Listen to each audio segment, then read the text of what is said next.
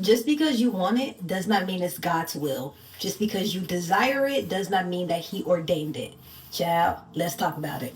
Today is day 16 of the Proverbs Challenge, and what is so amazing is how God used the pastor today while I was in church to truly confirm the words that God has given me about Proverbs 16. So many of us have these plans and these ideas and these desires that we believe God has for us because it's what our flesh desires. And the reality is, so many times we miss God's mark. So many times we miss what it is that God has for us because we've already set our sights on what it is that we want for ourselves. It's so difficult to hear what God has for you. It's so difficult to hear instructions from God when you've already made your plan. And so I want to just speak to some of the Proverbs in Proverbs 16 that will give us some insight on how to navigate our own desires in the will of God.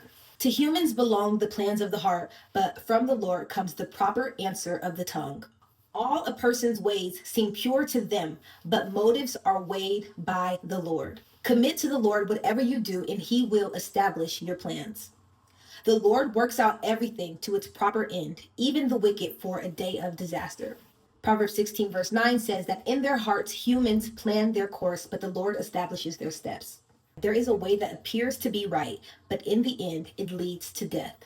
The lot is cast into the lap, but its every decision is from the Lord. As a child of God, I think this is very insightful for me because there are times in my life where I have these desires or I have these wants and I haven't taken them to God. It's very easy to believe that God has given you the desires of your heart, but if you haven't given your heart to God, those desires are often coming from your flesh. Those desires are often coming from what you see in this earthly realm. And so in order to truly have the desires of your heart be that which are the desires that God has for you, you need to seek God in prayer. You need to be vigilant. You need to guard your heart. You need to guard your eye gates, guard your ear gates, and truly ensure that you are seeking God's perfect will for your life and not just what it is that you desire.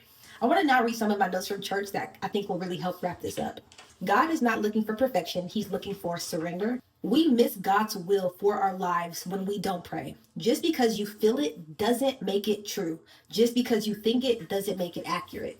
And that is a word, child.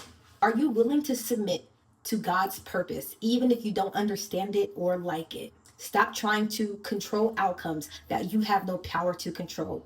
Let me introduce you to God. I want to leave you guys with what the pastor left us with today. Give it to God and leave it there. See you guys in the next one.